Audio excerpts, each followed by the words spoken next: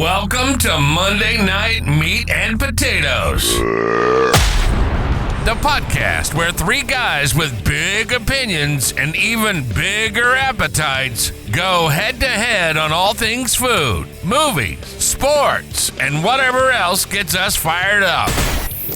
We blind taste test the best and worst colas, barbecue sauces, peanut butters, and those weird pickle-flavored snacks you see at the store but never dare to try. We rank them, we review them, and sometimes even surprise ourselves. Because trust us, we did not expect KC Masterpiece to take the crown. It's not just food. We're talking movies, sports, personal stories, and whatever madness is going on in the world. One thing's for damn sure. We're loud, we're funny, and we're not afraid to tell it like it is. Monday Night Meat and Potatoes. Now, here are your hosts, James, Fridge, and Tommy. What up, Monday Night Meat and Potatoes listeners? I'm James with you every single Monday night. Today we got Tommy and Jeff, my dad. Fridge is here, if you count the fact that there's a refrigerator next to us, but he's still playing hockey through the summer, so lame-ass Fridge will be back hopefully in another 6 or 7 weeks, and then we'll get someone that's really hard to hear back. So that's super fun. How you guys doing today? Pretty good. How are you, man? Can't complain. How about you, father? I can complain. You want to talk into the mic? I can complain. It's my nature. We're all sitting here, so we're all a bunch of 35 and ups. And yesterday we had the great idea to go play kickball, and all three of us decided to join. You have me, who's a fat guy who is semi-athletic for a fat guy. Then you got an old baby-veined motherfucker, my dad. He has his medical problems, but still out there and showed up the young kids. And then you got Tommy, who hasn't probably played a sport in almost a decade, you said? Yeah, probably, so yeah. We're all pretty beat up today. Yeah. But we just, we had a little bit of fun. Prior to this podcast recording, we played some blackjack. Taught Tommy how to play the game the right way, played for quarters, and I played for the house, and I ended up winning, because the casino has an edge. But it was fun. What'd you think, Tommy? How'd you like learning blackjack? I've played a couple hands here and there when I went to the casino to actually learn the rules the correct way, know when to split, double down, and know when to stay, and it was actually pretty fun, even though I lost. You know what? You lost a few bucks for a lesson, but you had some fun. But I just want to point out that you were doing really good until Tommy's IT shop opened up and your sister called to help her get signed into her streaming device. Yeah. And then what happened after that, Tommy? I lost everything. Well, not everything, but yeah. First couple shoes that we played, I was keeping even or only lost about 10%. And then she called and I lost almost everything I had. She's got a very bad mojo because it reached me. Because I didn't win a hand the entire time you were on the phone. You didn't win a hand while you were on the phone, but then again, you got a little crazy in the first or second shoe and started playing 4 or 5 hands at once, and then you lost all your fucking money real quick. Yeah.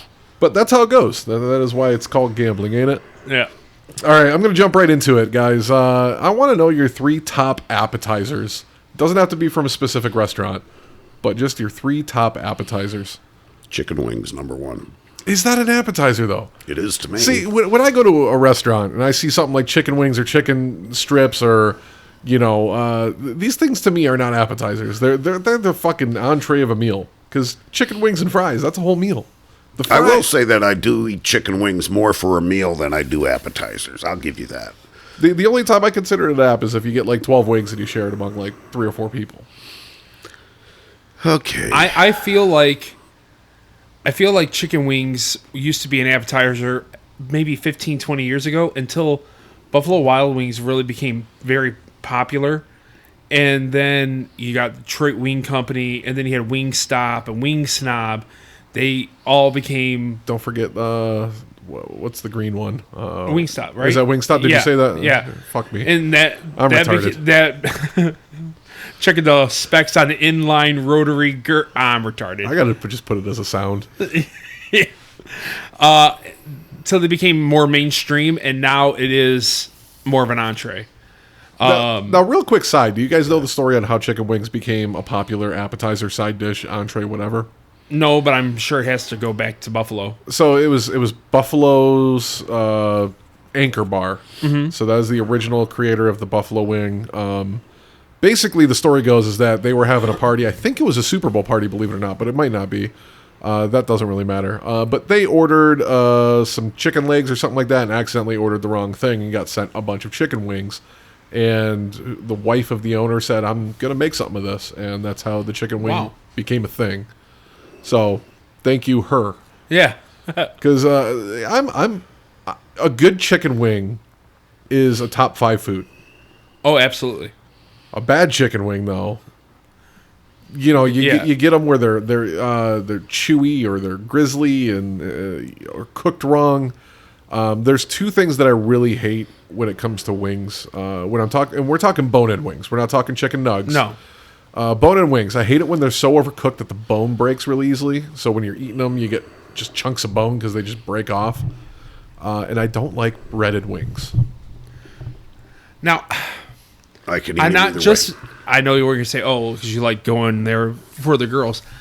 I don't like breaded wings, but I did like going to Hooters. I did like their original sauce. Were they breaded? Yes. Okay. It's been a very long time. Yes. The last Hooters, I think this past week, Flint closed this past week. The last one in Michigan, Flint, right? Yep. Yep. But I did enjoy their breaded wings. We were kind of discussing this yesterday because Tipsy's had their wings on special. Flats or drums?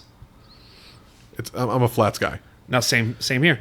And I think you said you were flats as well. No, what I actually said was if I'm really hungry, I prefer the drums. Okay. And if I want for the flavor, then I'm going flats. Okay. I also, how do you eat your flats? I usually take the bottom bone out and then I slide it right off. Yep. I do twist and pull. But I tried to like break it down hard and then do it all in one like a lollipop. And he's seen me doing it. He's like, "No, you twist the ends and go all in one shot." And I got it down to a science yesterday. Tommy learned 2 lessons in 2 days. Yeah, that's worth a lot. Yeah, no, I twist and pull a bone out, and then it's just you pretty much have just this. It just slides right off the meat. If it's cooked right. Yes. Yes. I don't like I said, I don't like a chewy wing. It'll ruin the whole experience. Now, while we're on the topic of wings, before we get to the appetizers, yeah. When I'm down south, when I used to go down south, I went to Atlanta like every other week. Mm-hmm. Atlanta has they're famous for lemon pepper wings. Lemon pepper is not something I like because it's a dry rub. Hate the dry rub. In the South, it is a wet lemon pepper, and it is so much better. It is basically a butter sauce with lemon pepper. Nice.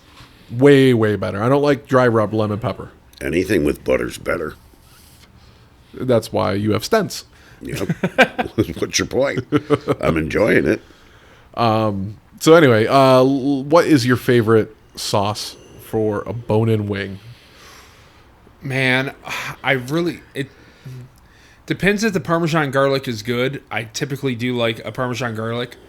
But I really like a good buffalo sauce. And how hot are you going? Depending on the place, I'll go hot. But there are some places where I have to go just their original because I know, like Buffalo Wild Wings, they go up to wild, and that's the one I get. They're wild buffalo. I don't think it's overly hot, but I'm also a spicy lover. So. Yes, I think they have like 3 scales or whatever. I think it's 4. They have 4. Mild, medium, hot, and wild.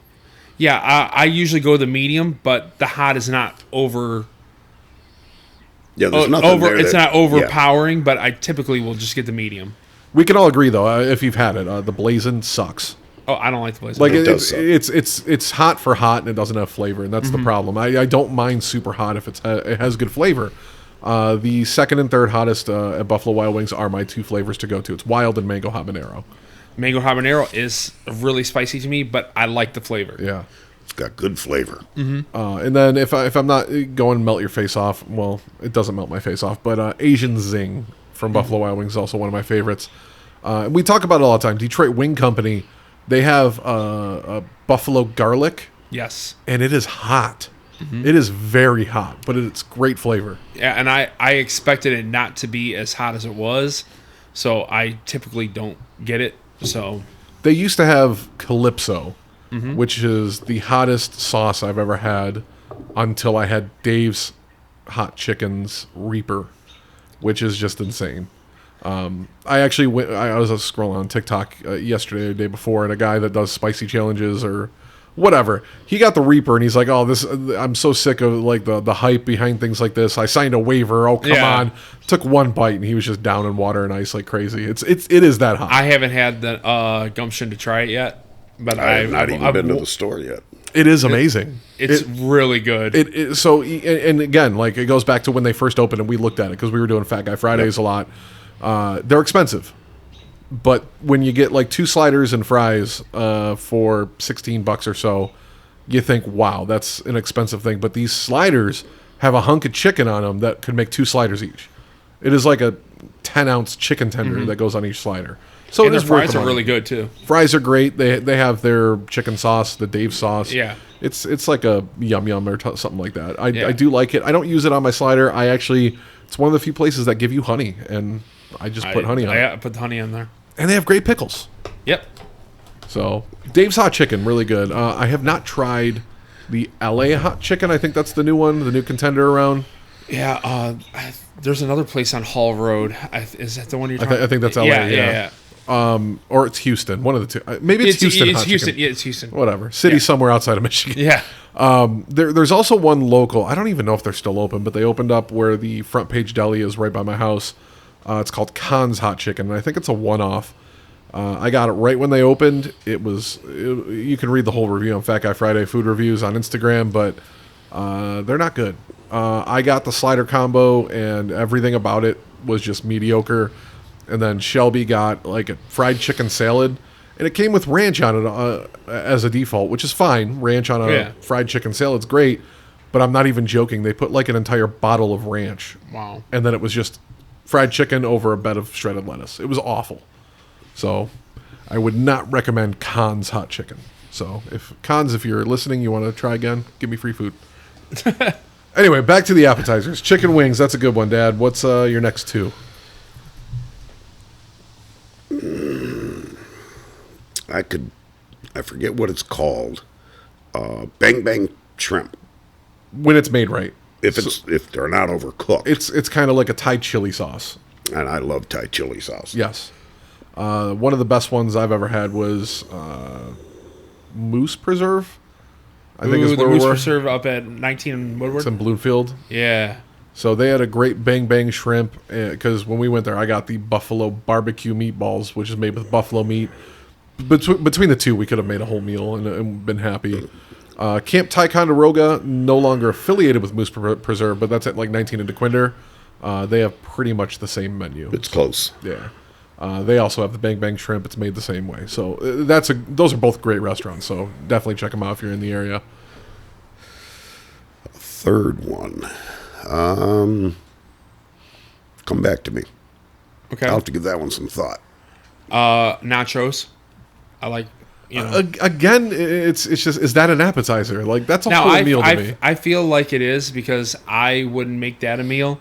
And every time I order it, everybody just digs in and starts picking at it. So I feel like that is more of an appetizer. I will say, when it comes to nachos, there's one thing that's very few restaurants do, and they need to. Most of the time, you get a stack of fucking chips, and then they put all the toppings on the top. Mm-hmm. I like it when a restaurant puts a layer of chips, then a layer of toppings, then a layer of chips. So when you're at the bottom, you're not just getting plain fucking chips. The other thing I hate is when you just get shredded cheese. I like that stupid plastic nacho cheese sauce on my nachos. So another one, now, either my taste has changed or they don't do it as well, is I used to like the bloomin' onions, but every time I've had them in the past, they're not as good anymore. So I don't really get that as an appetizer. but I always love the bloomin' onion. Now that is, did you know, one of the highest calorie items in a chain restaurant? It's something like 8,000 calories for one Lord. bloomin' onion. Yep.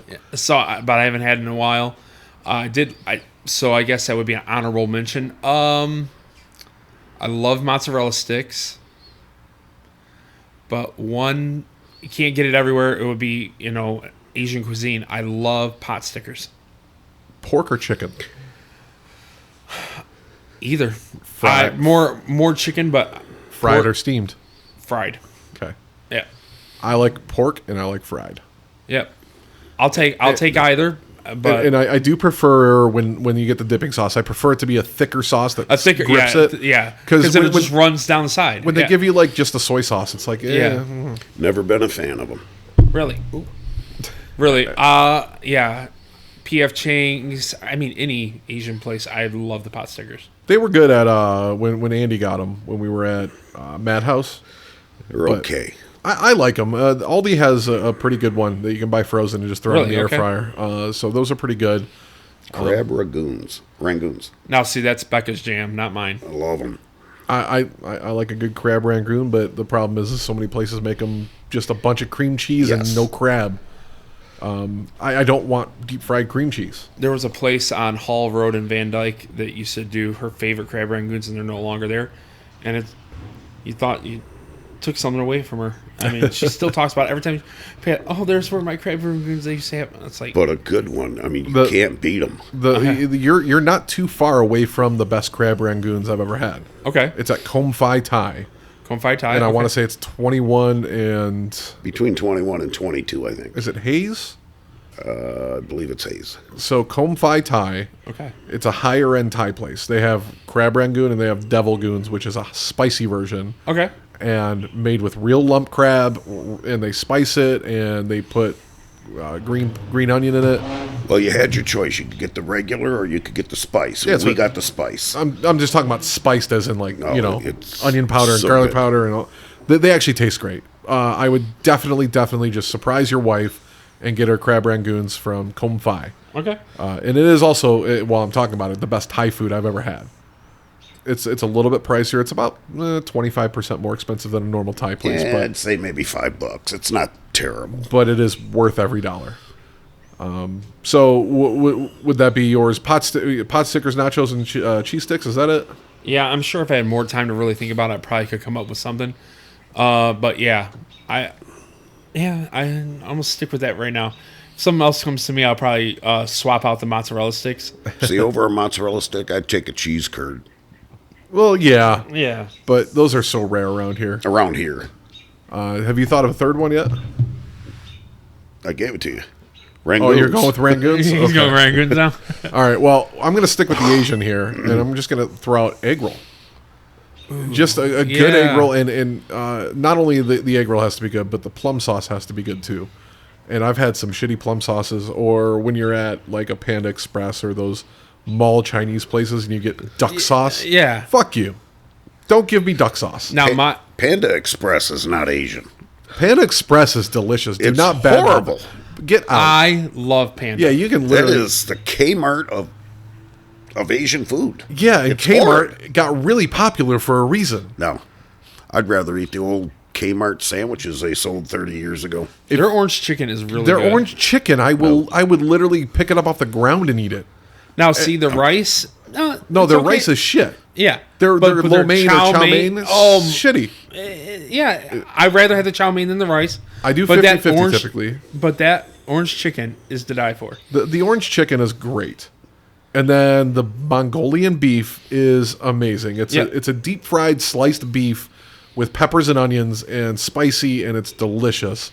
And it's got a sweet and savory flavor. And then you have the honey walnut shrimp, which is just fucking amazing. I don't like shrimp, but Becca raves about the honey walnut shrimp. I think this guy's sitting here saying Panda Express sucks. He's probably had it once and never got anything good. Probably went in there and got mushroom chicken or something. I usually only do chicken when I go to Asian places.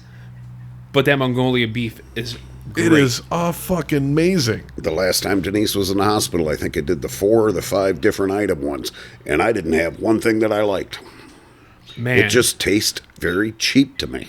did you forget to brush your teeth that day or something? It's just not good. It is. Well, I get. It's good. I'll say it's not like you're going to a PF Chang's or like. Stop raving about PF Chang's. I'm just throwing down a sit down Asian. Well, here's the absolute truth about it.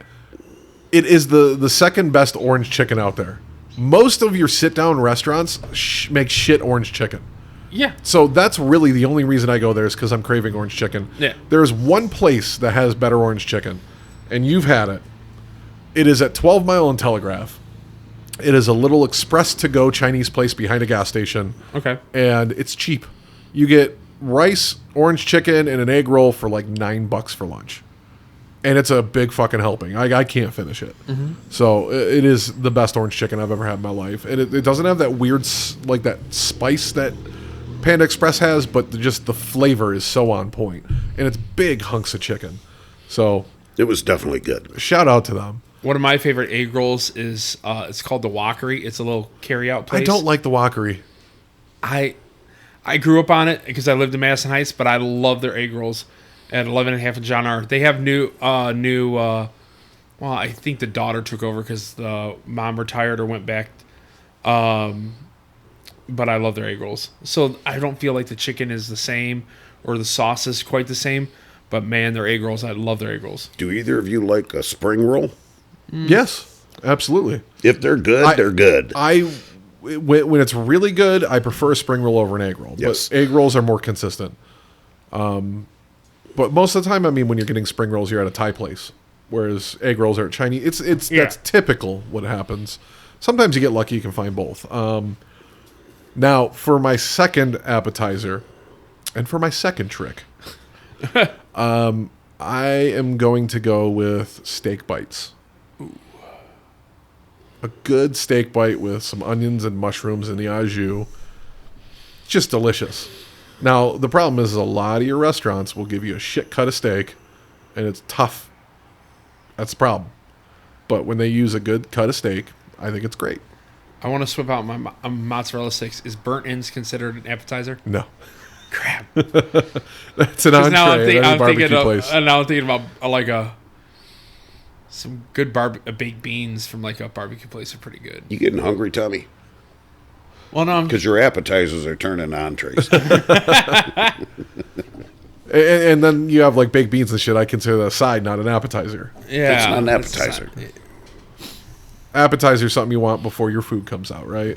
Correct. And so I might get some shit, especially being on a Fat Guy Friday food reviewer and a Meat and Potatoes Monday night podcaster. But I'm going with a good side salad. It's one of my favorites. I was gonna say, what about a French onion soup?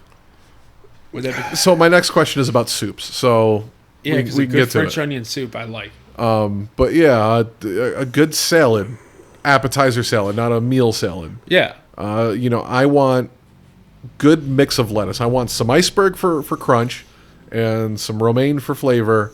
And then I want cheese, onion, egg, and ranch. now I'm good even if they don't have iceberg in it. Now see, I like the prefer crunch. Caesar salad, especially from like Paul's Chop House. And I have nothing good to say about that place anymore. The last 3 times I've been there has been awful. Really? Yep.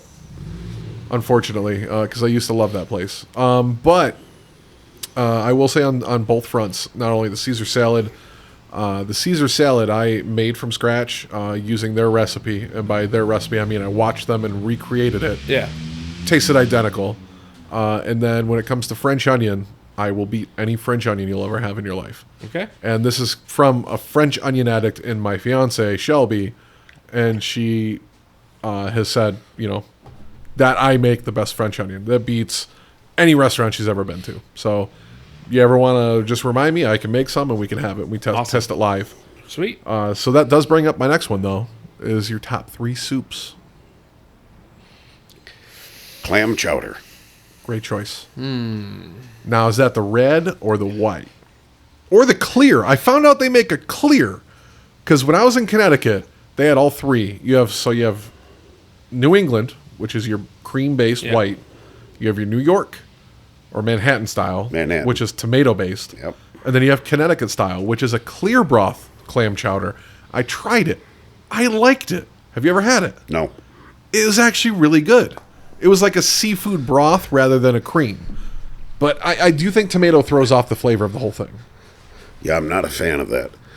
I like my clam chowder thick enough that my spoon will stand up. Yep, I know. I mean, every restaurant I go to, that's one of the first things I do is I order their clam chowder and I stick my spoon in it.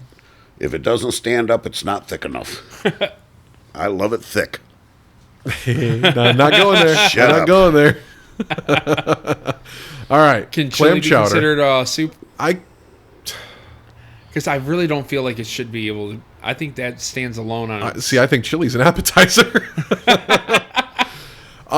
It's a debate we can have. Is chili a soup? I think it is. I think I consider chili like a chowder, and I consider a chowder a soup. Okay, then chili would be one of my three. So you're just going to interrupt him? Let Oh, him yeah. do his other two? Go for it. Chili would be one of my three. Fuck Jeff. Just go ahead, Tommy. Chili would be one of my three. Texas style, or what are you going with? Because for me, I like with beans. I like a light bean or no bean chili. Because technically chili is short for chili con carne, which means no beans. Yeah. I mean, it doesn't stand for that, but I think it just means chili with meat. But I typically like it with beans. I know that's not the... I don't mind light beans, but if there's a lot of them, Yeah. ruins the chili for me. I'm good with like a 50-50 mix.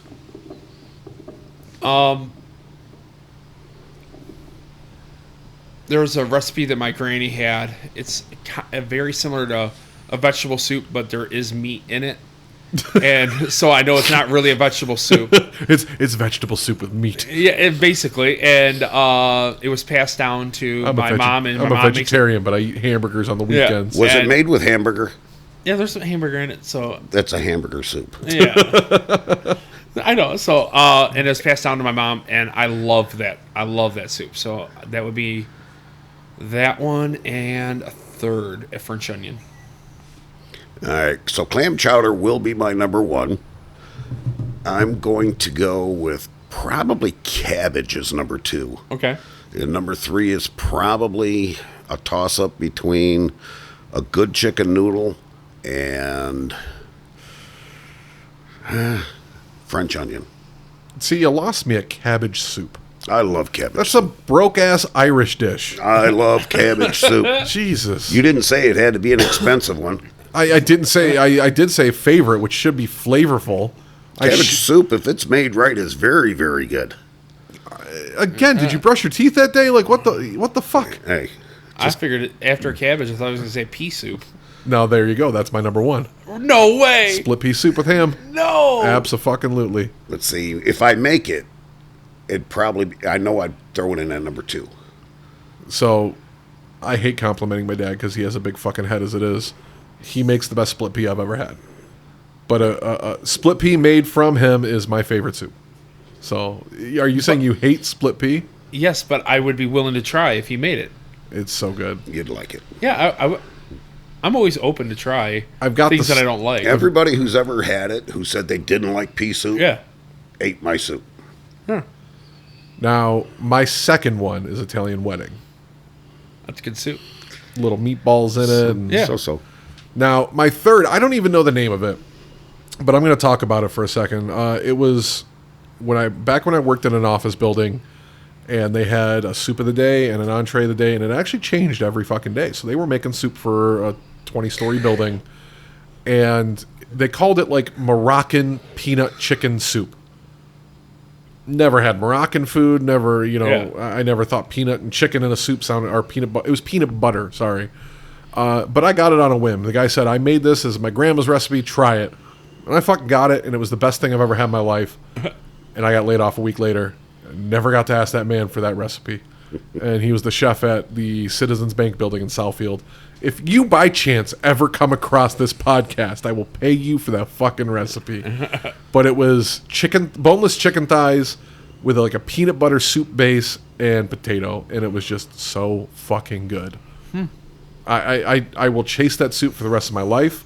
There's one Moroccan restaurant in Michigan, and they do not make anything like it. It's called Casablanca in Ypsilanti, by the way. Want to go still, because Moroccan food, from what I understand, is like Middle Eastern meets African. Sounds really good.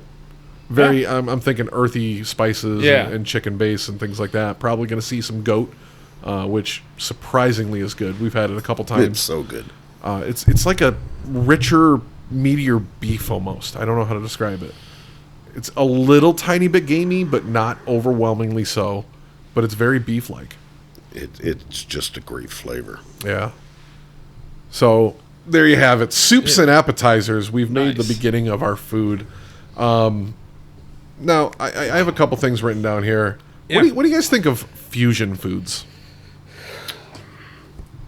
You know, where you see like I was sushi gonna say, burritos. they're talking about like Mexicali and You see a sushi burrito, or I think Panda Express might have done it for a while, where they had burritos where you could put orange chicken and rice on a burrito, or Mexican sushi where it's chicken and jalapeno and chili sauce in a sushi roll, stuff like that. What do you guys ever go for it?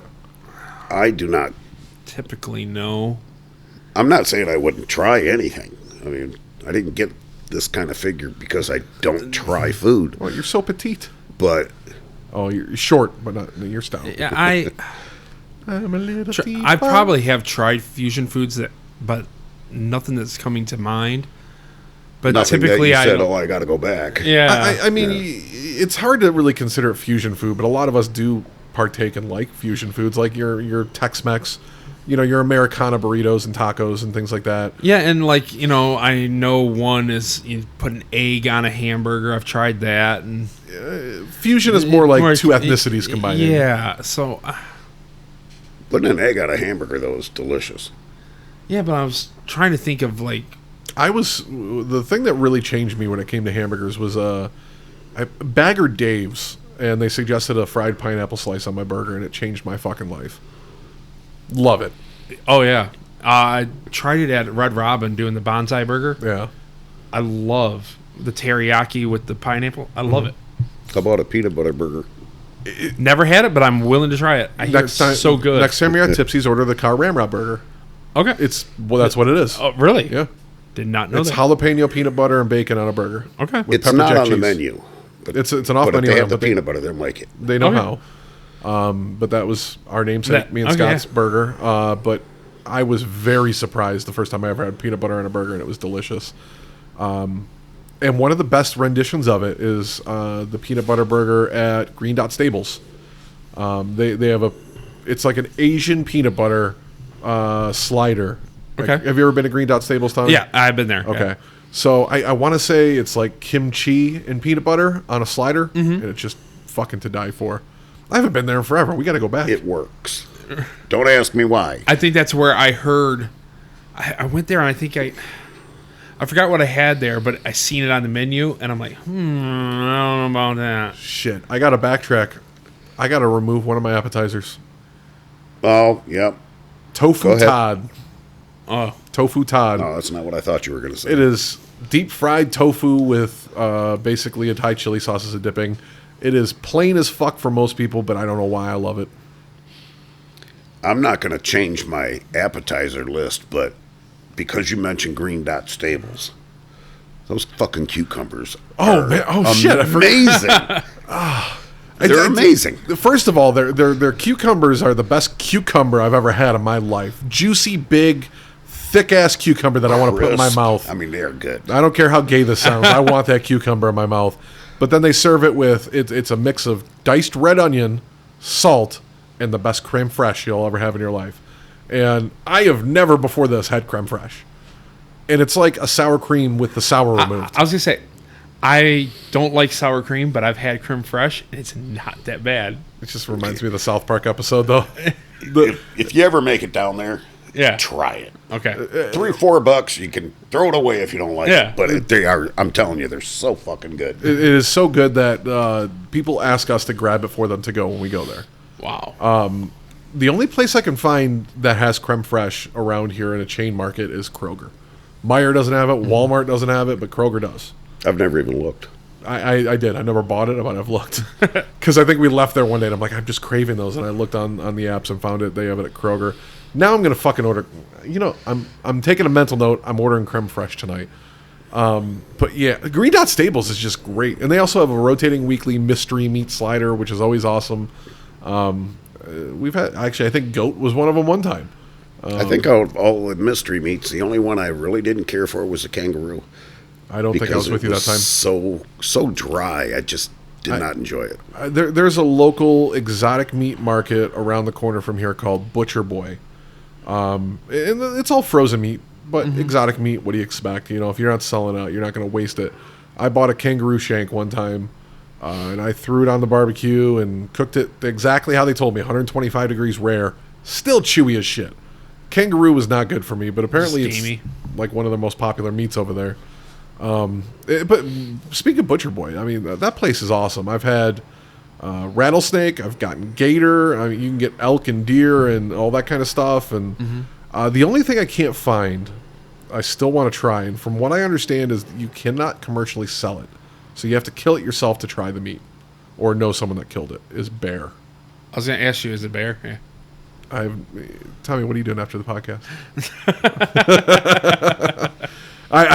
I've never tried bear. I heard it's gamey and fatty and not good, but I'm a carnivore, so it is gamey. I've never had it, but it's good. Good is I've never heard that. Anyway, I digress. Yeah. So I came across this last night and added this to the notes. I'm a little disappointed about this. Have you guys ever wanted something, craved something, and then found out it was silently discontinued? And you just didn't know it was gone? Now, one of them was during COVID, cheese nips went away, which is the superior Cheez-It, in my opinion. So cheese nips are gone. Whatever. Found out last night that fruit stripe gum is gone. It's been gone. Less than a year. I don't think I've seen it in the last 10. It got discontinued late 2024. Found that out last night. Really? That's you know what? Listen, I know the gum lasts fucking 10 seconds. Man. But the tattoos were fun as a kid. Every time I went to Toys R Us, I know that's gone, but every time I went to Toys R Us, but every time I went to Toys R Us, I got a pack of that. Do you think that's why? So when you look at gums, your fruit gums are mostly absent nowadays. Yeah. And I think there's two reasons behind in my thought process. One, I think your primary gum chewers are now adults. And I think that's because schools ban gum and kids are not going to buy gum because they're going to get in trouble bringing it to school, sticking it on everything or walls or under desks and shit like that. So I think that might be part of the reason why Fruit Stripe went away, is because who's your target audience? A generation that doesn't chew gum. There's two kids that live with me. I don't believe I've seen them buy or ask for gum in the 2 years they've been with me. Huh.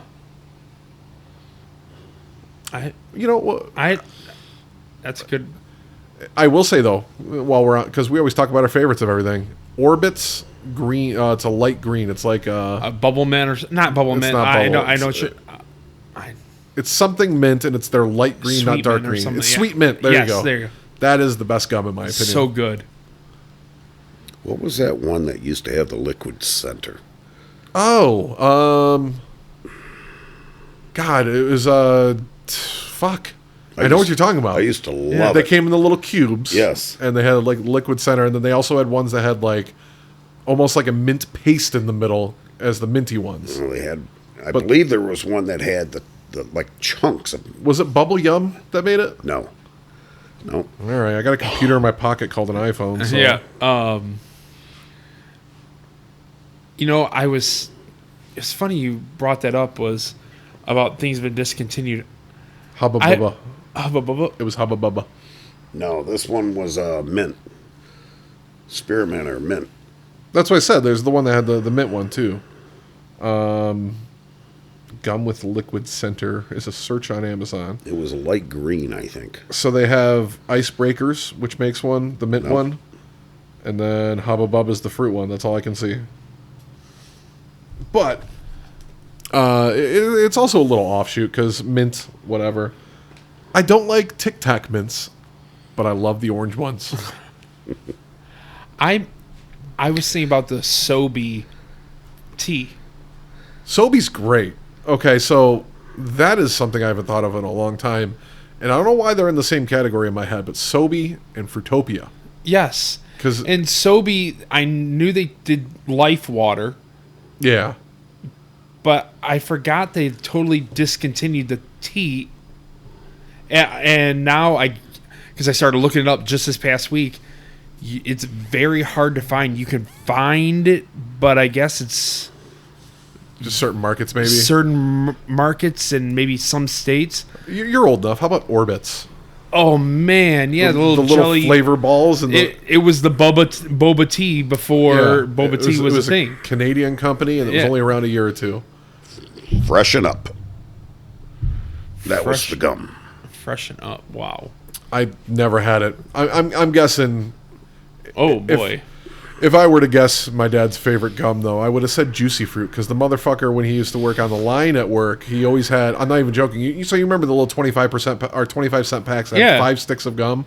My dad would buy the sleeves, the sleeve of a them. 10 Always. pack. The 10 pack. He would either have Juicy Fruit, or what is their blue mint one? It was like Winter Fresh. Winter Fresh. There you go. It was mainly the Winter Fresh or the Spearmint. Spearmint. I just Wrigley don't Spearmint. like.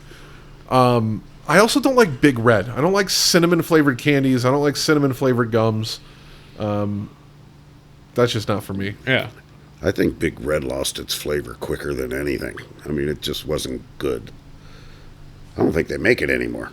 Another stupid fun fact for you. Did you know that the UPC, so the little barcode that's scanned for items, Yeah. its first item it was ever on was Wrigley's gum. I believe they were 5 cents when they came out. That is such a dumb trivia, but cool to know. I own a trivia company. I know, but that is cool to know. So anyway, yeah. So Fruit Stripe gum being gone, that was a little disappointing for me, because it was a fun. But it's funny tidbit. you brought that up, because I literally was just thinking about Sobe. Why'd you say it like that? Sobe. Yeah. Be it. Yeah, with the lizard on it. Yeah, I really liked not all their flavors, but I really liked it. I'm trying to think of something else that was like discontinued. You know, it's not even the drink that was discontinued, but I miss glass bottle Snapple. I don't know why I like the clinking of that glass bottle. And I'm sorry, I'm not alone here. You know, glass bottle sodas are better. I miss everything that's in a glass bottle. Glass bottles, for some reason, they just seem to taste better. I hate plastic. Is it the bottling process or the way that it keeps it? I mean, there's multiple trains of thought. People think Snapple don't really have. People think plastic leaches into it. From what I understand, they don't. The science behind it, the plastic is inert. It's not really leaching into your drinks if you're not holding them for 20 years. So I'm not blaming that. I don't really know. I mean, I'm sure we could look it up, on why glass seems to taste better. I despise plastic so much. I don't even have plastic glass or anything in my house. I prefer plastic over an aluminum can. I'd rather have a 20-ounce bottle of soda instead of a can. Glass is superior, then it's plastic, then it's can. Yeah, I agree with the glass. See, and I put plastic at the bottom. Do you get paper bags instead of plastic bags? If I could, I would. Really? Yes. I think paper bags are annoying as fuck. I love especially because they don't have handles typically. I love to take my plastic bags and throw them in the trash. How's that? So you're the reason just leave the environment all polluted and plastic filled for us. We have microplastics in our brain because of your generation. Okay, so think about this. First it was we have to get rid of all the paper bags because we're killing the trees. So we went to plastic. Now we're getting rid of all the plastic and going to paper because plastic is polluting our world. So which way are we going to go? The way we're going to go is start funding the research on biodegradable plastic, and then we're good. Paper's bio. Yeah, but then you're killing the trees. We need oxygen. Fun fact. You don't need to breathe. Did you know there's more trees on the planet Earth than stars in our galaxy? Yeah. Whoa. There's over 1 trillion trees on planet Earth. Sorry, I'm full of fun facts today. One that really gets me is we've explored more of our outer space than we have our ocean. Yeah? That's true fact. And that boggles. Cutting, it's not cut and dry. Explored, looked at, observed. Observed. There Observed you go. is the right word. So, yeah. Tommy, do you have anything food related for us today? I have a few things. All right, let's hear it. Okay, I'll start with this one. If you had to delete one for the rest of your life, which food would you delete? And I have 5 things. Oh, we brought up chicken wings, so I have wings, tacos, bread, pasta, or burgers. Pasta all day. Bread. Bread? Now, when I'm getting rid of bread and I'm keeping burgers, I get buns still, or are you talking loaves of bread? I mean, I guess I should clarify. Just any type of bread. So no buns. No buns. So I get lettuce wrap burgers for the rest of Yeah. it, which I'm fine with. I actually don't Yeah. mind them. I'm still going with bread. I would do get rid of tacos. See, and I'm just not a big pasta fan. That's the last thing that I would ever dream of ordering in a restaurant. In fact, I can tell you, I have never ordered a pasta dinner. Really? Let's see. I think quite a few pods ago we were talking about our favorite cuisines, and I was saying that like Italian and was one of mine, or Asian. So I know I would not touch pasta. But I thought of bringing that up. And then let's say you're going to a baseball game or just a concession stand. What are your 3 food items you would get? What's your top 3? Hot dog, and hot dog. I don't know what it is about those damn steamed buns and boiled hot dogs at a ballpark. I don't even condiment mine at the baseball game. You know what's funny? Is I was going to say, I wonder if I could do hot dog twice, or would James call me out on that? No, seriously, okay, hot dog, and maybe salted peanuts. But the only thing I ever really get at a baseball game is a hot dog. Hot dog. Because I was going to say hot dog, and those roasted peanuts in the sleeve. I love those stupid things. No, see, now me, I would do hot dog sausage. Okay. Because there is something about those hot dogs. I mean, let's face it, ballpark hot dogs, as a rule, are not good. No. But when you go to a game, When you're at a Tigers, and they've been soaked in that hot dog water for the last 18 hours while they were prepping them for the game. Yeah. And then you get them, and I can eat 4 of them damn things. Yeah. I mean, they're just so good. They are good. Don't know why. I mean, it's not the bun that's doing it. It's just something No. about the combination of that bun and that watered down frickin' hot dog. It is great. Yeah. And if you guys like this, I was gonna do. You'll understand what I'm saying. I was gonna do all the letters, but I want you to rank foods that start with the letter R. So I have. What? Yeah. So How high were you when you did this one? so I have 5 items. Give me the hottest girls with the letter X in their name.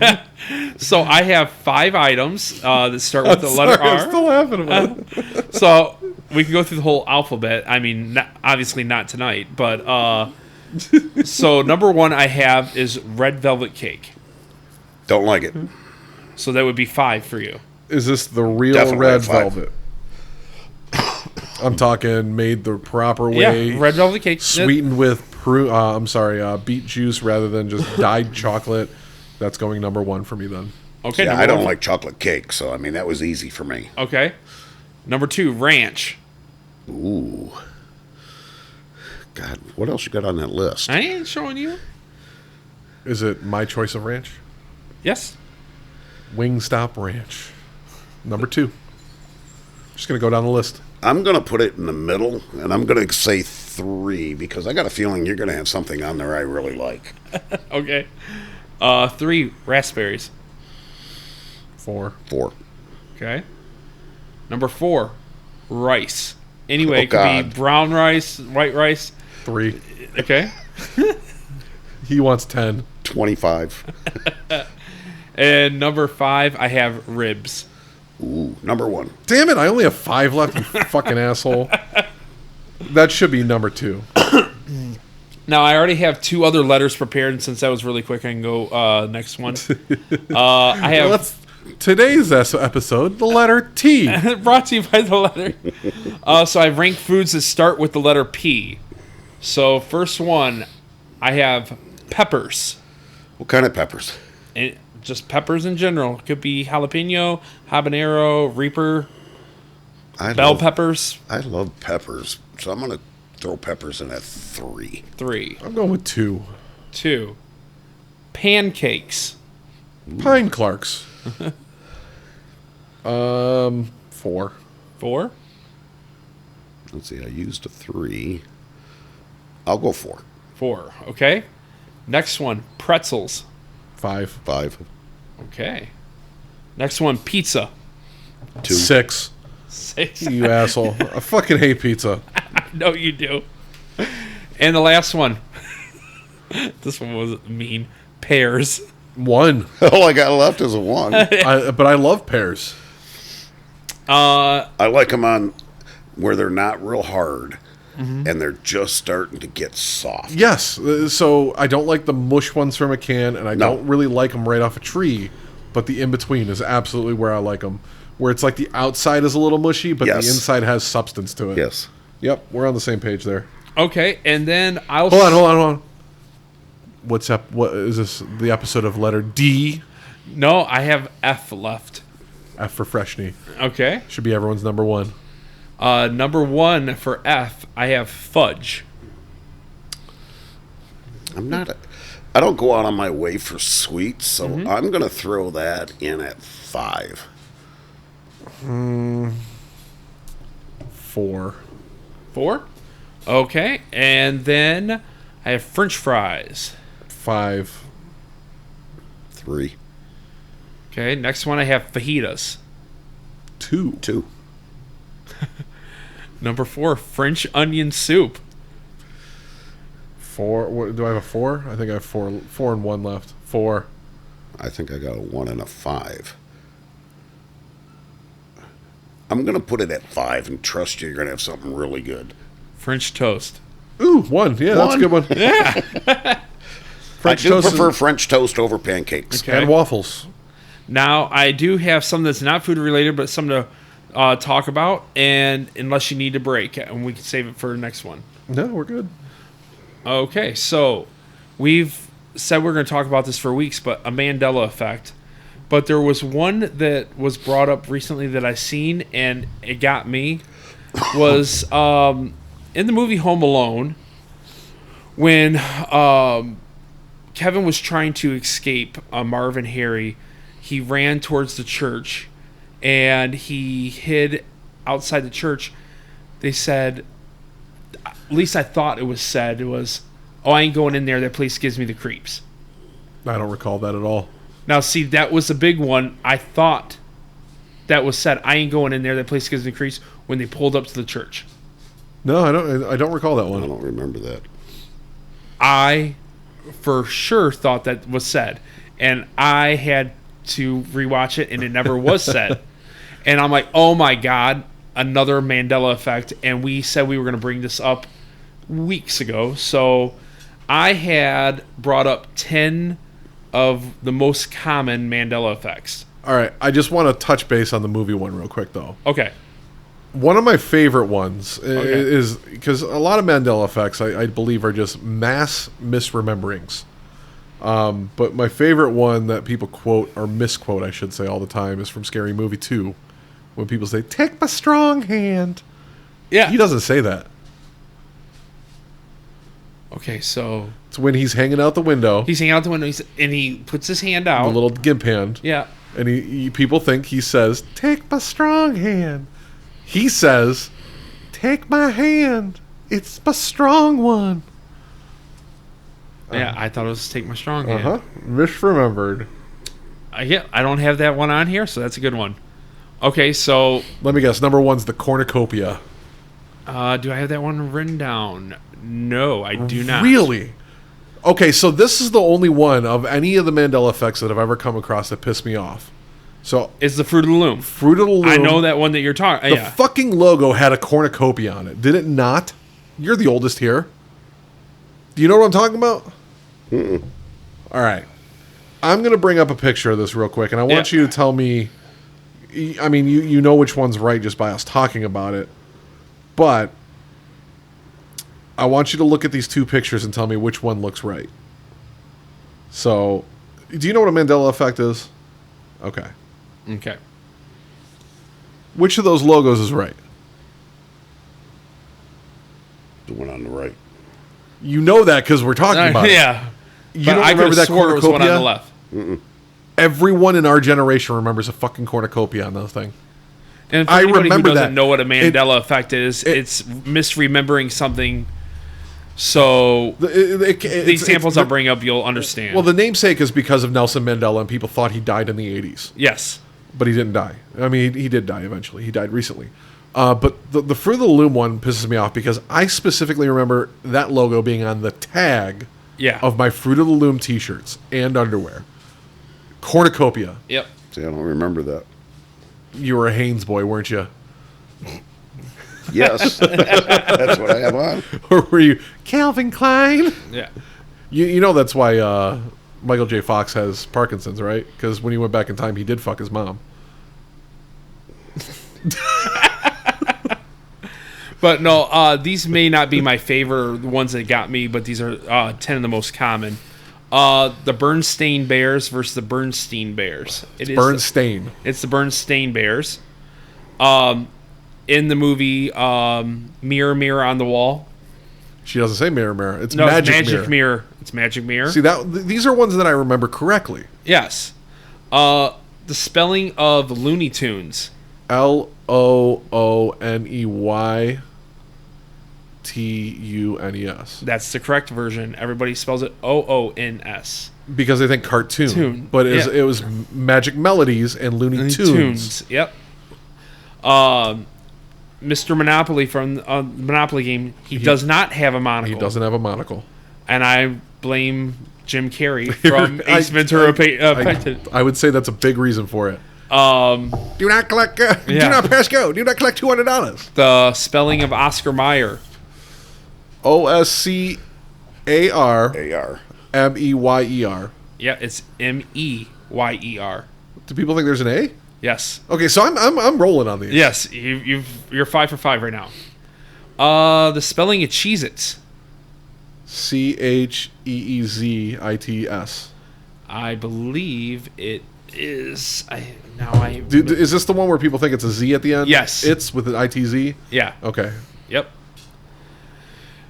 In the Silence of the Lambs, everybody says, "Hello, Clarice." He doesn't say that. He says, "Good morning." I only know that because I watch that movie about once every 2 months. Yes, and once again, I would probably say that is a Jim Carrey thing from Cable Guy. Jim Carrey's the fucking reason of Mandela effects. Did he kill Nelson Mandela? Saw series. Everybody thinks it's "Do you want to play a game?" It's "I want to play a game." Makes sense. But that one might be just meme culture. Yeah. Because a lot of people memed it and said, "Do you want to play a game?" Yeah. This one got me was in Snow White and the Seven Dwarfs. The song they sing, they say "Hi ho, hi ho." It's off to work I go. It's "Hi ho, hi ho." It's "Home from work we go." Oh, I don't think I've ever actually seen the movie, so I'm just going off of what I've heard. So that one I didn't know. I would have got that wrong. Yep, and the biggest one is "Luke, I am your father." Nope, it's "No, I am your father." Also, Han shot first. Wasn't Oh, Greedo. yes, in the bar. Han shot first. The cantina, rather. Yep. So that was 10 of the most common Mandela effects. Yeah, most of those wouldn't get me. Yeah. I don't know. But yeah, the Home Alone one got me and made me bring that up. So we're on the topic of movies a little bit. Yeah. I recently watched the Equalizer series. And I loved it. Mm-hmm. And I'm not a big action movie fan, but I did enjoy it. When it comes to action movies, I don't like really over-the-top action movies like the Expendables and shit like that. But I like your single-handed killer and revenge story. Recently, The Beekeeper was one of my favorites with Jason Statham. That one was really good because it also had a little technology in it.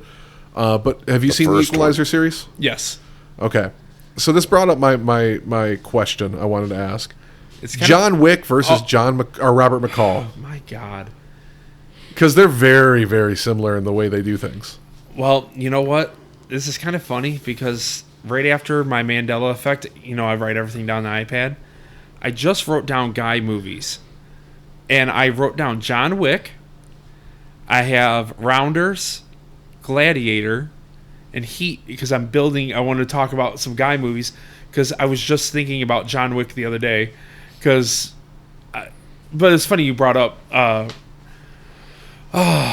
man. And by the way, the spinoff I did not like. I haven't seen it yet. The ballerina? Yep. Okay, so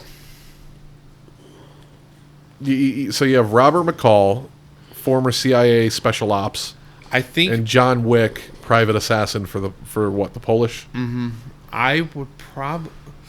I'm going with McCall, I was gonna say I think he's more calculated, and that's exactly my reasoning. John Wick is more in the moment and can take care of himself in a fight and has the ability survival instincts, but he is a planner and Wick is typically fighting for passion. yes. McCall is fighting for vengeance, and you see it in his eyes when he clicks his watch on. Yep. He's looking around and finding what weapons are there, who has what, and all that shit. Yeah, he's very calculated. Where and John Wick is just, I'll take it as it comes. Now, do I prefer the Equalizer movies over John Wick? I'm probably lean towards more the Wick movies. I enjoy those probably better, but I would take. I probably would take him. Yeah, I think John Wick would lose. And that's what I told him the other night. I would take Wick. Really? Yep. You take Wick? Yeah, yeah. And when it comes to the movies, side to side, I actually prefer The Equalizer. Okay. I like the storyline better. I don't get me wrong. John Wick is a fun, action-filled movie. You killed my dog, and I went on a fucking killing spree because you took the one thing away from me that I had left in this world. But The Equalizer had more heart in it. He's saving a girl, and that spawned everything else. It was just a random girl that was in sex trafficking that was, being controlled by the mob. And I had some free time, and I rewatched. And I know I'm going off here, but we're talking about movies. I rewatched all the Batmans, starting from '89 to the Nolan series. I have not. Batman Returns is really good, in my opinion. I put it up against 89 versus. I felt like the characters were a lot more flushed out with the Penguin. I thought it was. No, I'm not even putting Forever or Batman and Robin in that conversation. See, I was going to start with Forever is my favorite, and Val Kilmer is, in my opinion, the best Batman. Okay. I was going to say I didn't really like him as Bruce Wayne, but he is awesome as Batman. I think Kilmer did the best one. I thought his voice, I thought him as Batman was really good. I didn't really care for him as Bruce Wayne, but Kilmer as Batman was really good. Clooney, terrible. Nipples. Bat nips, yeah. Yeah, I did. Yeah, and everybody raves over The Dark Knight. Well, But Batman Begins I thought was really good. I rewatched it. We saw Batman Begins at the drive-in theater, me and my dad. Yeah. It was a double feature. It was that and War of the Worlds. Yep. And actually, I can talk about War of the Worlds. I think it's a good movie. I like it. I think it gets shit on a lot, and I don't like Tom Cruise. But Batman Begins is dark and gritty and very detective Batman comics. I think when it comes to the New Age Batmans, it is the best one. Yeah. Batman, The Dark Knight is fun. I don't think Heath Ledger is the best Joker. I'm gonna go with Nicholson first, and I'm even gonna put Mark Hamill above him, voice actor for the cartoon series. Now, I don't do that as far as Mark. I love Mark Hamill in the animated series, or actually any portrayal he does because he does the video games and stuff. But watching Jack Nicholson, he really portrays the comic really good because I read the comic. Me and you read comics. He really does a good job of bringing a comic version of him to screen. And Heath Ledger just seems like someone who has makeup on. Heath Ledger didn't really seem like a Joker. Yeah, and I don't like Looked like more of Joaquin. a clown. I don't like Joaquin Phoenix's Joker either. I don't like that movie. Oh, I did not like that movie. I have not even seen the new one. Neither have I. I've heard really bad things about it though. So it can't be worse though than our 1960s TV series of Batman starring Adam West. Now that is hilariously bad. Me being a huge Batman fan, I try to sit down and watch it, and I'll get to a few episodes, and I'm like, Well, see, as a kid, I probably watched every episode. Well, in the 60s and 70s though, like, sure, it's fun. And how many you had what, Batman and Superman? That was about it for superheroes back then. It was stupid. But nowadays, when you have the properties out there of superhero movies, I'm actually rewatching a lot of my superhero movies right now.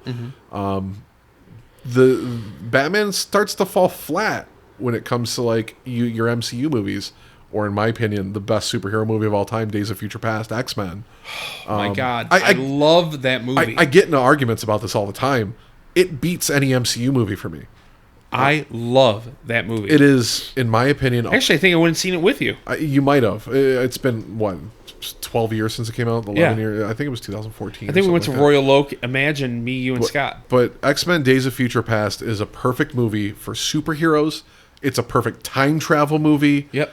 And then they fucked it up by bringing out Dark Phoenix and Apocalypse. Yep. Both of those fell so flat for me. And Apocalypse could have been so good. Right. Apocalypse could have been amazing. First Class was Good. It was a good setup. Before Days of Future Past, X-Men The First Class was one of the best superhero movies I've ever seen. And then, so I actually watched a movie review about this the other day, about the MCU. And a lot of people talk about how a lot of MCU movies up until, the one that just came out, Thunderbolts. A lot of people have been saying a lot of movies up until Thunderbolts has been falling flat compared to the MCU, what used to do. And this movie reviewer brought up a really good point. You didn't have 24 movies building up to Endgame and Infinity Wars. Yeah. They're starting over. So, like, you didn't go in and see Iron Man 2 and think, oh, this is flat. Back then, it was one of the best movies ever for a superhero. And, yeah, it's one of the worst in the series now. But it's because you have so many other things that have done really well. Now we're rebooting. We're in a different phase, and the Avengers are gone, Yeah. So it really came into perspective. These aren't bad movies. You just don't have Your 15 years of expectations. building a world here. I think I'm going to rewatch Phase 4 soon. Okay. Which I think started with Black Widow. I want to say was the first movie of Phase 4. I could be wrong there. I think you might be right. And I'm going to move from movies to TV shows. Tim recommended a show to me that you, since you like horror and things of that nature, that I finally sat down to watch, and I had never heard of it. It's called From. Have you heard? Love it. I got my dad into it. Okay. I'm in. It's where they get stuck in that town and they can't figure out why they can't leave, and then at night the monsters come out. Oh, yeah. Waiting for the next season. Okay. Great fucking show. It's freaking awesome. I'm at the end of I got about 10 minutes left in episode 8 of season 2. Tim's like, dude, you got to watch this show.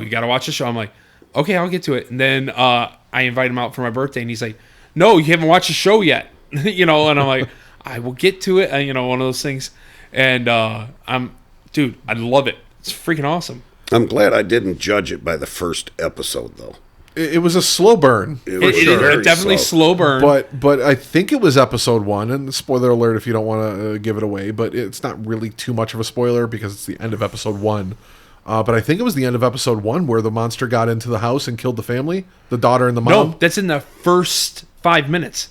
Okay, so yeah, it grabbed First me, five- and first then 5 it min- slowed. Yeah, Yep. because the father was out drunk. But I will say, what's his face? The sheriff Is Pope. Yeah, he's From also SOA. from Lost. He's an amazing actor. Yes. I can't remember his name off the top of my head, but he does really, really well. I'm freaking watching the show, but I always refer to when I'm talking with Damon Becca, Pope, yeah. I just call him Pope. But yeah, and by the way, he sucked his Damon Pope. Yeah. He's a good actor. He can pull it off, Yeah. but he's not intimidating at all. Yeah. Yeah, that show is amazing. And when you were describing the show, you said, I like horror. I'm like, he's talking about From. I knew it was coming. Yeah, and I've never heard of the show, and I think it's just because it's an MGM Plus exclusive. Yeah, it's some weird... It doesn't have the fanfare of Netflix, Yeah. and nobody knows of the show. And it's a gym, and I got into it by accident. My friend asked me to download it on my Plex server, and I'm like, I never heard of it. And she's like, you should watch it. I'm like, I'll give it a try. Started watching it and fell in love with it. So I ended up watching the first 3 seasons in 2 days. Yeah, like I said, Becca's like, if you don't get home too late tonight, we can try and knock out an episode or so on. I'm like, okay. I binged it. I think I went through all of them in 4 days. Yeah. Yeah. It was a good show. And we're like a week or so into it. Yeah. We're almost through season 2. I sat down and turned that on, and my wife and I have a bad habit. When we find a series that we know that we want to watch, You won't move. we will start 9 o'clock in the morning and not finish till 4 in the morning again. Yeah, well, Becca likes her sleep, and after work, after we get any errands done or anything, we can get about 2 episodes a day in. You know what sucks for me, though? We're all in relationships, and we like watching things with our significant others. There's 2 things that I hate when it comes to watching new series with a significant other when they're both into the show. You got to wait on them. One is either you have to wait on them, or 2, this one pisses me off more. When you come home from work and find out she watched 2 episodes without you or something, I'm like, you fucking bitch. Yeah. I could have told her, hey, while I'm gone, go ahead and watch. But then I know when I get home, oh, man, you're not going to believe what happened. It's like, shut up. I'll watch it tonight, and we can talk about it, whatever it was. But then I know I wouldn't have stopped. She'll say, oh, I watched till season 3, episode 2. I would have kept going to episode 5, or, Watching a show without me and eating at my favorite restaurant without me are forms of cheating. I know. That's why I don't do it. Because I could have burned through it already, but... You look like you're in pain. Yeah. So I have one more thing on the docket. Okay. If you don't have anything else, we can take a break. Our food's almost here anyway. Oh, okay. Sounds good. I want to talk about classic video games. Ooh. Classic. I'm talking your classic. Okay. I want to know your favorite classic game or arcade cabinet or pinball machine, because those are 3 things I think of. Man, when I was really young, I really got into Teenage Mutant Ninja Turtles: The Manhattan Project. I mean, it's great. I love that game. That's is it my favorite? Man, Those little side-scroller beat-em-ups were just all great. Like The Simpsons had a great one. Where you could play Marge. I always picked Marge because she beat the shit out of things with a vacuum cleaner. I was going to say with a vacuum. I think if you're going to go back to classic, I think Asteroids was one of mine. That and Galaga. We're going real classic. I asked you how classic. When it comes to... Is GoldenEye considered classic? I would consider it classic nowadays, but its replay value is so low. You play it now and it's so clunky. That's and true. It's got an inverted fucking y-axis. Your right stick, aim stick is inverted. It's so bad nowadays. Yeah, if I were to pick up a 64 controller, I would be... I gotta go when it comes to classics. I gotta go with Super Mario World. I think it was an SNES. On SNES, yeah. That's really good. It's a perfect platformer. They did everything that Mario was building better. Yeah, after they really did well after Super Mario 3. Yeah. This really does show the age difference here. Not really. Because when you said classic, I went to classic. You go guys are going to... Atari, yeah. We're still talking games in the early 90s. You're only talking a 10-year difference. It's still a big difference. But I will say this, though. The big thing I wanted to bring up is pinball. One of my favorite things in the world. I will own a pinball machine in my life. Fun fact, by the way. Side fact. I'm James, There's more moving parts in a pinball machine than there is in a car. Wow. That's why they are so expensive. They cost new about $6,000 or $7,000. But the Ripley's Believe It or Not pinball machine made in the 90s is my all-time favorite. They had it at Betty Jane's bar for a while and took it away, and I'm pissed still. Really? Yep. I believe if I remember right, they had an Addams Family pinball machine. They have multiple Addams Family pinball And I machines. loved playing on that one. I want to. I think we should all, maybe before or after a podcast one of these days, but right there in Fraser at 14 in Utica, there is free play pinball arcade. It's like $20 and they have like 100 pinball machines. Play Really? as much as you want for like $20 and they have a full bar. That's cool. I hate to say it, but that didn't sound right. What? Free, and it's like $20. Free play is the name of the arcade. Oh, dumbass. okay. Were you thinking the same thing? I was confused for a second. That's why I was quiet. I was trying to figure it. It was like you pay a $20 cover and it's free play all night. Or I was trying to. I mean, Just the way it was worded, that's what came to my mind. It's not free if it's $20. Technically speaking, all those pinball machines are set to free play. You just buy to get into the place. Okay, so yeah, they're. But they also have a full bar, full menu. I have not been there. So let me rephrase that. I've been there once. I never actually got to play. Okay. It was taking my ex's kid there for a birthday party, and I saw it, and I'm like, I need to be here. And I think they're one of only 2 places in Michigan that have the Hercules pinball machine, which was a production pinball machine. There's only like 100 made. Ooh. It's the largest pinball machine in existence. It is like 4 times as big, and the ball is the size of like a billiard ball. Wow. And it is the only machine there that you pay for. It's $1 to play. I'd pay $1. Yeah. So, yeah.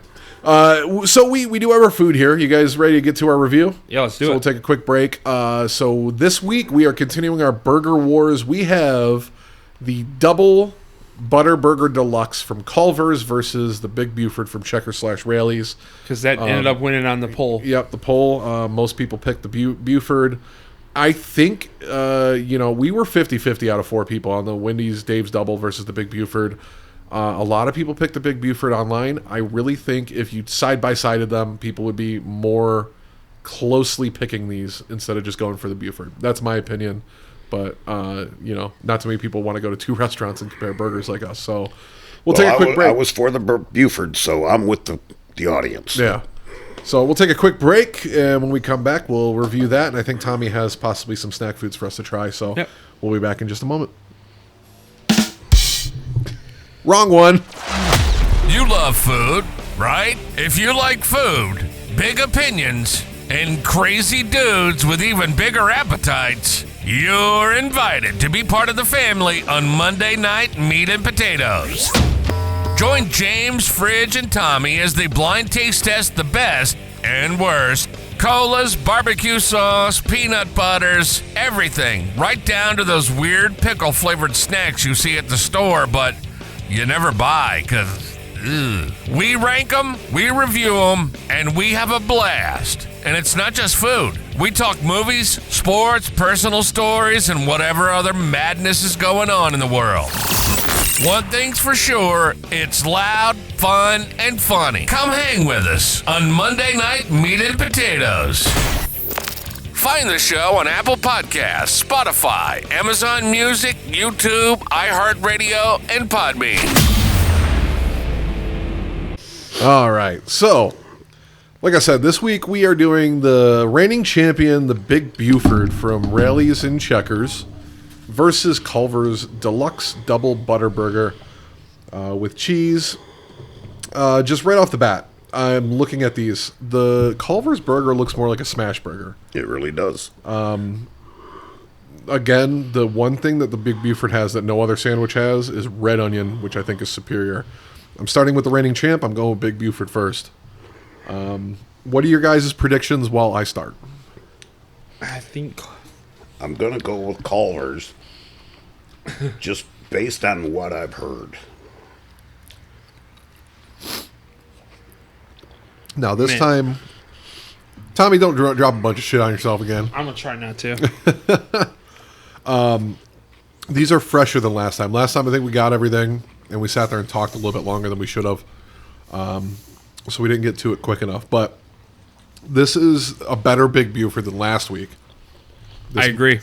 This might have been more of a competition against the Dave's Double if this was how it was prepared last week. Yeah, this is still warm. Makes a difference.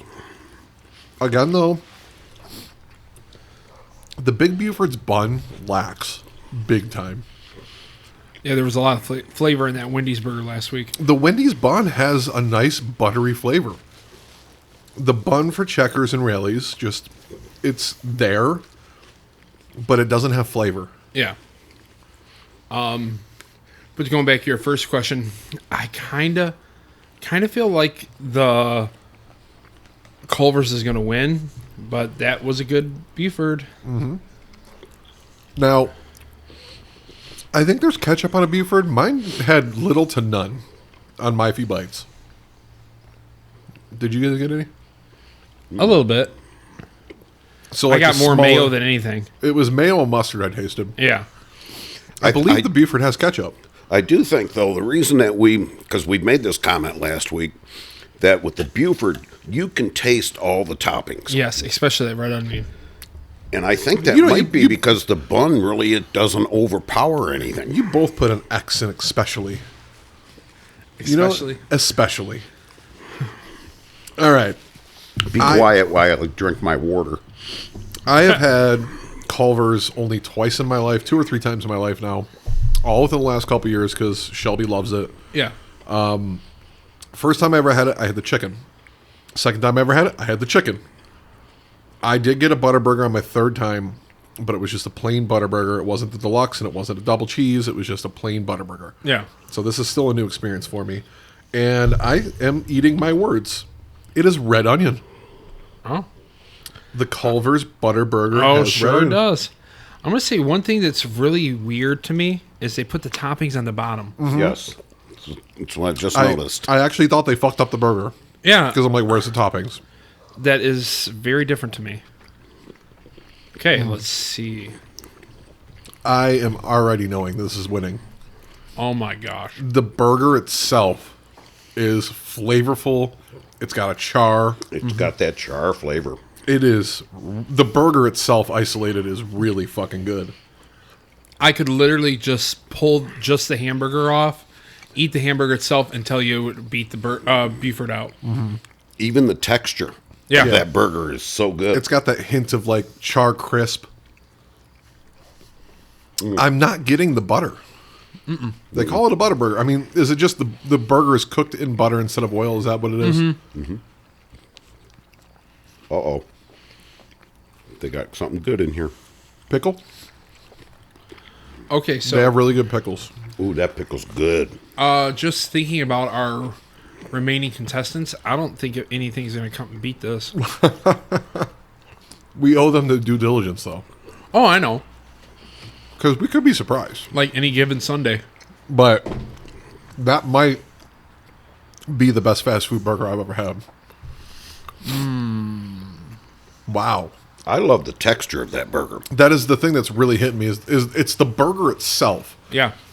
Those toppings, you can throw on any of these burgers and they're going to be toppings. But the star of the show should be your burger. And that hits. It really does burger land. and cheese together, really good. I like that little crunch to the outside of that burger. Mm-hmm. Yeah. The char. And now, when I ordered this, it said 6 minutes left to order. So this is even late night. We're closing. We're pissed off that you're ordering food. So I didn't taste the spit. The red onion was very underwhelming for the Culver's burger. I like a spicy, potent red onion personally. Yeah. There are a couple flaws. Like the cheese, I didn't care for it. I think it was a very plain Jane American cheese. It's fine for a burger. Yeah. But on this burger, you really do taste that cheese. Yeah. Yeah, you do. So here's where I'm going. Big Buford. It was the best one we've had in this competition. It survived for 3 rounds. 7.2 Big Buford. Okay. I'll let you guys rank your Buford before I get to the Culver's. Because I think I might go a little crazy here. I already got a number in mind. So I won't switch even what you're going to say. So I think I rated the Buford last time an 8. And since it was the best, I am going to go 8.2. I'm going to keep my Buford. I think I ranked it as 8. And I'm going to keep it at an 8. Okay. That Culver's Butterburger Deluxe double cheese is getting a 9.3. Oh my God. You went lower than I thought you were. No. A perfect 10 is very hard. No.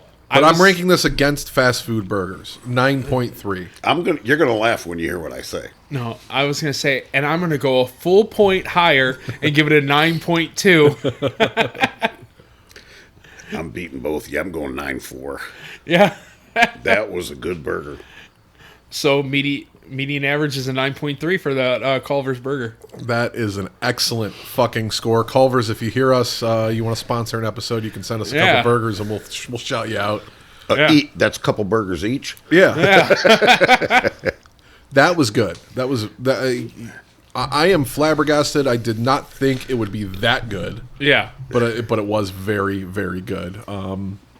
What is our list of future burgers, Tommy? Because I'm just going to give predictions because I've had most of them. Yeah. I want to see if any of them are going to even come close in my head. What I'm thinking in my head, I'm going to tell you, I don't really think. Oh, let's see the list. Are we going to throw a Tellway burger in here? We're doing a whole episode We're going to do a for sliders. slider, yeah. All right. That's a dedicated episode. So you know what? Why don't we do that as our finale episode? Okay, yeah, I'm down for that. We'll do sliders from all our local shops around here for our 20th episode before we take our month-long break. Okay. Okay, so on that note then, should somebody make a trip downtown first and bring them into the equation? I don't disagree with that. 2 people get all the local ones and 1 person hits downtown. Because we want to hit Braze, we want to hit Tellway, we want to hit White Castle, we want to hit Hunter House, and we want to hit Greens. And then we'll throw Green Dot Staples in there. So 1 person does that, 1 person does 2, and 1 person does 3. Also, we can try to hit Mott's. It's a little farther out. Okay, I'm just saying. So if someone's going downtown, though, they can hit on the way out. Yeah, I mean, then we're up to 7. I mean, I think 6 would be 6 is even number. So I mean, Braze and Tellway are pretty close to each other, and then once you're on DeQuinder John R area, there's a White Castle 12 in DeQuinder. Yeah. So someone can hit those, Yeah, and I can do then that. someone can hit Hunter House and Greens. Okay. That'd probably be the best way, because I think Greens and Hunter House you can both hit on Woodward. I think there's one of each out there, but we'll figure it out. Yeah. I want another brother burger. Okay. They're closed. Sorry, they closed at 10. Anyway, what is our next up for our boy. list? Because we have to decide what's going up next against this. A loser. Should we just cancel the future? No one beats it. Dairy Queen. Oh, you know what? I do hear they have a good burger, though. They have, in my mind, it's been years since I've had it, but I remember it being, and I remember eating it and going, wow, why isn't this a bigger fast food chain? Yeah. Because they're known for their ice cream, but their food is fucking good. That's around here. You do know that they're actually quite large. No, I know Dairy Queen is large, but But we're Dairy saying Queen, far as they're not known for their food. and Dairy Queen Right. grills are only 1 in 4 locations. If you guys ever get a chance, watch the. It's on the. I think it was on the Food Channel, the history of Dairy Queen, and it is actually very informative on how that all started, how they got into the food and everything. Yep. I mean, watch the show. Okay. So Dairy Queen might be a good choice for next week. Okay. And then we have Hardee's. I don't think that's even going to come close. Now, this one may come close. Five But Guys. Five Guys, yeah, but But they're so... purely off of flavor, they might come close, but then you have price to equate in. Yeah. That's a $7 burger we just ate versus like a Five Guys $14 burger. Yeah. But here's the thing about when you get Five Guys involved. I mean, their signature burger. You got to remember, you build it your own way. We're going to build it the same way it's made, or that like the other ones are. It's going to be a lettuce, cheese, tomato, pickle, condiments. It's going to be your average burger. Okay. All right, as long as you have something in mind, because I know, like when I go there, which isn't very often anymore because I need a second job. But I add mushrooms. I do grilled and raw onion. I hit the everything. Yeah, I do almost everything. I do the everything, and then after I'm done with that, then I go down to the next one there, and I like my onions. I get them grilled and I get them raw. Yeah, same Absolutely. here. I add all that extra. By the time I'm done, $22. you need a knife Yeah. and fork. Yeah. Well, I mean, all the toppings are free, but Well, then they have the premium toppings. yes. But, I want mushrooms, onions both ways, lettuce, tomato, pickle, mustard, ketchup, mayo. That's how I build my burger Yeah. at Five Yep. Guys. But then again, you have Five Guys that's just asinine, charging like $9 for a hot dog or $7 for a grilled cheese that's on a hamburger bun. Fuck you. Yeah. Yeah. And your fries are not as good as people think. I'm sorry. I've said it before on this pod. Yeah. Their fries are absolutely mid, and they're greasy as fuck. I think with their fries, the thing is that you have to, when you get their food, you have to start with the fries. Because I think as soon as they sit 5 to 8 minutes, they're gross. The grease is They really just- starting to soaks set through. in, and it's just not that good. Five Guys has 3 things that I like. Their burgers are good. Don't get me wrong. They're just asinine priced. I like eating there and eating my salted peanuts at the table. And then they have a malted milkshake that is fucking great. You can't find a malt very often anymore. And I prefer a malt over a regular milkshake. Agreed. So, Five Guys, Dairy Queen, sorry. Hardee's, go on. California burgers. So, That's fairly new around here, though. It's Yeah. a clone of In-N-Out, and I put it on there because people love In-N-Out. Yes. Like, if we had a Whataburger clone, it'd be on there. I don't think it's going to beat it, but it is, within its own right, for what it is, an amazing place. The thing that makes In-N-Out or California burgers is the animal style. Yep. Which they have their house sauce, and then they have the grilled onions, and it is really good. Yeah. Don't get me wrong. The one thing I do really like about California burgers, I don't know if In-N-Out does this. I've never had In-N-Out. It's not a curly fry. It's like a twisted fry. So they're like steak fries that are curly. Okay. So it's a thick fry that's also a curly fry. And I really like those. I don't remember that. California burgers, I don't think you've probably ever had it. Yeah, so what do you mean you don't remember? You never had it. I thought you said that was at In-N-Out. No, well, no, it's California. Anyway, continue. Shake Shack.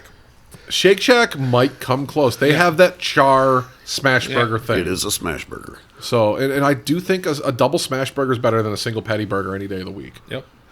And Double the then we have crunch. Sonic. Not going to happen. Nope. By the way, I think Sonic food I sucks. want to bring this up on the air. I want this known out there for all of our 17 listeners that we have a week right now. The Walmart of podcasts, especially food podcasts, is Good Mythical Morning. Tommy, did you see what they brought out today? Not today. Sonic versus Checkers. Yes, I did see that. Yeah. Okay. That is like 4 times in the 13 episodes we brought out that we have made an episode. We've mentioned And a week or 2 later, they are coming out. And they're listen, I'm not comparing them to Walmart in quality, but size. Yeah. That's Walmart versus us, the little mom and pop shop. And if they're taking our fucking ideas, guys, I'm listening. I'm watching. I'm paying attention.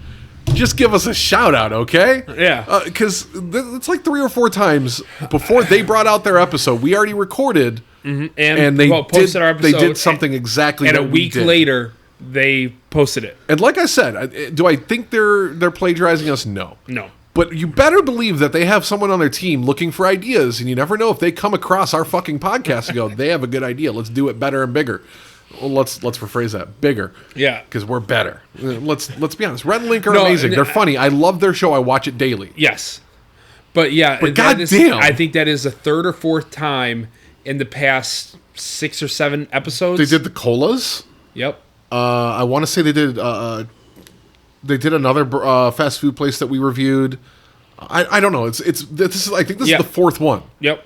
Like, we're talking right now. We just did Checkers, and we have Sonic on our list. Yep. And we've mentioned Sonic for the past, 3 episodes that it's coming? Yeah. So, Rhett and Link, Yeah. Stevie, Josh, fuck you guys. I love you. But yeah, I thought I seen it last night, or it might have been this morning. But I'm like, oh my gosh, another one. Yeah, I forgot to send it because I saw it when I was driving, and I'm like, Yeah. God damn it.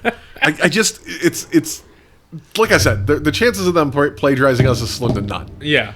It's just a coincidence. They but might it's like, have some producers roaming around the they might, interwebs. but at the same time, it's like you're doing our idea, and you already have 10 million followers. Yeah. Throw a bone the way the little guy here. Shout us out, because we're doing the same fucking thing with our spin. We're a little more adult oriented. Yeah. But just saying. Anyway, we got one more thing to review tonight. Yeah, Lay's currently has the top 3 flavors for their new flavor of the year, or their new flavor coming out. So I have the And they do this every year. So Yeah. like people This is come their up. contestant thing, right? Yeah, they come. Yeah. People suggest flavors, and then the 3 top voted ones they make into a trial run, and then the one that wins they make a chip. Yeah. So the flavor finalists are Soylent Green. bacon grilled chicken. Wait, no, sorry. You got Korean fried chicken, bacon grilled cheese. Yeah, thank you. Bacon grilled cheese, Korean styled fried chicken, and Valentina and lime. I'm already going to tell you, in my opinion, that fried chicken one is going to be my favorite. So this is the Valentina and lime. So one of my favorite things to do, and I actually want to resubscribe, is have you guys ever done like the Munch Pack or International Food Boxes or anything like that? One of my favorite things to do is get international snacks, and a lot of them come with sweets and things like gummies and chocolates. A little spicier than I expected. But the one thing I really like, there's a couple Asian marts around here that have opened up. There's one at 13 and a half in DeQuinder. One of them just opened up at 12 in John R. But they have these Asian marts. And in these Asian marts, you have a ton of Asian-style Lays. And I pull out my Google app and I can translate it live. And they have a lot of fun flavors. They have like your Bang Bang Shrimp Lays or octopus, and they're fun flavors. And so I like Asian food, so I'm guessing I'm going to like the Korean fried chicken best. They So had Andy's favorite in there. I actually bought them. go ahead and review those ones while I chew. It's a lot spicier than I expected. It's not bad, though. Don't know if I catch the lime. I think a you little do in hit. the aftertaste. See, Yeah, I'm a getting li- lime first. I got it in the aftertaste. I got lime immediately. I actually like that. It's not bad. I do like those. The only problem with it, I don't really care for Valentina. It's not bad. Yeah, I mean, it's a good chip. I don't know if it... I give it a 6. I just barely like it more than average. I'm kind of right on with you. Not the best chip, but I was going into it on a scale of 1 to 10. I'm going to go 3. Way better than I expected and spicier than I expected. I'll stick with the 6 as well. I'm going to go 6.5. Yeah? I like them a hell of a lot better than I like their barbecue. Yeah. Okay, so next is going to be the bacon grilled cheese. I'm leaving the one that you wanted to try last because that was my one that I'm most interested in as well. So this one is bacon grilled cheese, and I could tell you that not only do I not like bacon, but Oh, your artificial bacons I typically I don't like dislike the even smell more. or the taste. The smell is... Is it that bad? I give these a 2 right off the rip. Well, the smell, I'm going to give it a 1. It smells like rotten meat. Yeah, It I don't does like smell like rotten, dirty socks. a 2. Uh, I'll give it a 2 because it doesn't taste as bad as it smells, but I don't like them. Oh my god. So And that was the one Becca really wanted to try. I'll give it a 1. Nope. so No, I don't like those at all. it's like immediately when it hit my tongue is rancid meat. No. Then I don't got like a them. little bit of grilled cheese, and then the rancid meat came back. Yeah, I don't like that at all. I'm giving it a 1. Those are bad. Those are I don't- terrible. I mean, the bag says bacon grilled cheese. Sounds delicious. I don't get any of them flavors. No, I don't like that at all. By the way, fuck you, Lays. That's a bacon melt. Oh, God. It's not a bacon grilled cheese. It's a bacon melt. So those are bad. Those should be discontinued right now. Are those? Oh, God. Are those first 2? Do they have ridges? No, These are ridged Yeah. Good. It said it on the or bag. wavy. Yeah. I prefer a wavy chip. Yeah, me too. That's why I was. So. So yeah, these are the ones that, in my opinion, are going to win just by flavor profile thoughts. Do they smell as bad? No, those No. don't smell bad. There's virtually... And these are not spicy. There's almost no smell. It's just potato chip smell, basically. These are not spicy. It is a thick wavy chip too.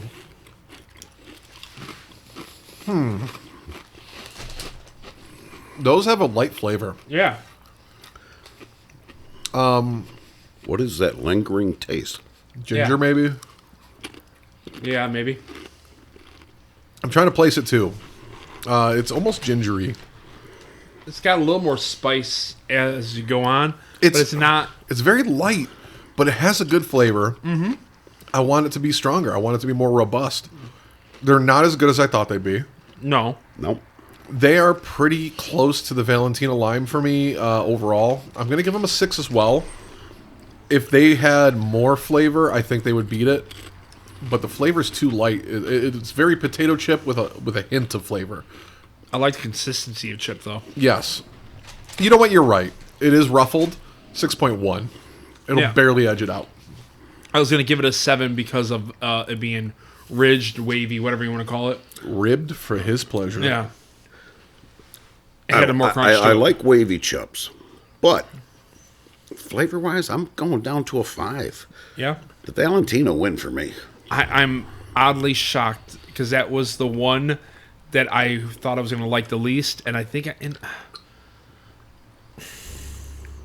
I mean, in all fairness, I ate the bacon grilled cheese, and that flavor was it probably ruined anything I was going to have after. Yeah. So, that one was so bad. That should not even have hit the market. Well, no. I licked the ashtray sitting here to clear my palate, so... I'll tell you what. I think the best tasting chip on there was the Valentina on lime, and I'm only edging the Korean chicken one because of the waves. The waves. So, like I said, if that Korean chicken had a more robust flavor, the flavor is good, it just needs more of it. Yeah. It reminds me of LaCroix. Yeah. Those are chips made next to a Korean fried chicken restaurant. But I didn't dislike them. So, no. Like I said, with the ridged chip, the ruffled chip, whatever you want to call it, wavy chip, it barely edges it out. Yeah. If you don't bring the waves into it because it's the only one that is in that texture. Yeah. If you eliminate that, just based on flavor, who wins? Probably the Valentina and lime. I got to go Valentina and lime. And I'm sticking with what I said. The flavor is better on the Korean fried chicken. There's just not enough of it. Yeah. So if you're just isolating flavor, Korean fried chicken. If you're isolating how strong the flavor is and overall chip, I'm going with Valentina. If you're giving the overall experience, I'm going Korean fried chicken. If you want fucking shitty reviews, don't listen to me. I'm opinionated as fuck. Well, this is the first time in my life I can actually say that something that is supposed to be tasting like bacon doesn't even make a list for me. That was terrible. I don't even want to give it a 1. I can't wait for Becca to try that. You don't like your wife, do you?